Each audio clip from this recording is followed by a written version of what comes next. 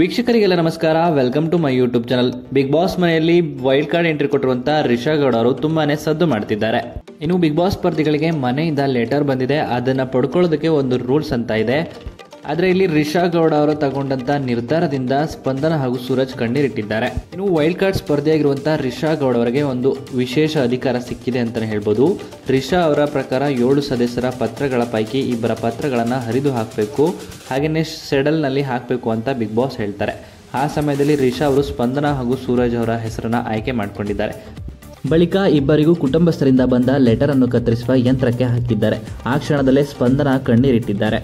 ಇದಾದ ಬಳಿಕ ಸೂರಜ್ ಕೂಡ ಕಾವ್ಯಾಳ ಮುಂದೆ ರಿಷಾಗೆ ನಾನೇನು ಮಾಡಿದ್ದೆ ಎಂದು ಬೇಸರದಲ್ಲಿ ಹೇಳಿದ್ದಾರೆ.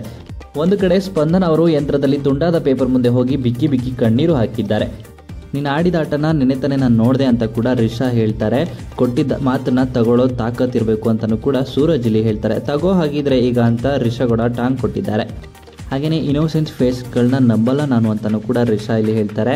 ಹಾಗೆಯೇ ಅಲ್ಲೇ ಕೂತಿದ್ದಂಥ ಗಿಲ್ಲಿನ ತೋರಿಸಿ ಕಳ್ಳನ್ ನಂಬಿದ್ರು ನಾನು ಈ ಮಳ್ಳನ್ನ ನಂಬಲ್ಲ ಅಂತ ಸೂರಜ್ ಗೌಡ ಅವ್ರಿಗೆ ಮುಖಕ್ಕೆ ಹೊಡೆದಾಗೆ ಹೇಳ್ತಾರೆ. ಇನ್ನು ಈ ರೀತಿಯಾಗಿ ರಿಷಾ ಅವರು ಬಿಹೇವ್ ಮಾಡ್ತಿರೋದು ನೋಡಿದ್ರೆ ಇವರ ಬಿಗ್ ಬಾಸ್ ಮನೆಯಿಂದ ರಿಷಾ ಅವರು ಎಲಿಮಿನೇಟ್ ಆಗುವಂಥ ಸಾಧ್ಯತೆ ಇದೆ. ಇನ್ನು ಈ ವಿಡಿಯೋ ನಿಮ್ಗೆ ಇಷ್ಟವಾಯಿತು ಅಂದರೆ ವಿಡಿಯೋಗೆ ಲೈಕ್ ಮಾಡಿ. ಬಿಗ್ ಬಾಸ್ ಕನ್ನಡ ಸೀಸನ್ 12 ಮತ್ತಷ್ಟು ಹೆಚ್ಚಿನ ವಿಡಿಯೋಗಳಿಗಾಗಿ ನಮ್ಮ ಚಾನಲ್ಗೆ ಸಬ್ಸ್ಕ್ರೈಬ್ ಮಾಡಿ. ಹಾಗೆ ರಿಷಾ ಗೌಡ ಬಗ್ಗೆ ನಿಮ್ಮ ಅನಿಸಿಕೆಯನ್ನು ಕಮೆಂಟ್ ಮೂಲಕ ಕಮೆಂಟ್ ಮಾಡಿ ತಿಳಿಸಿ.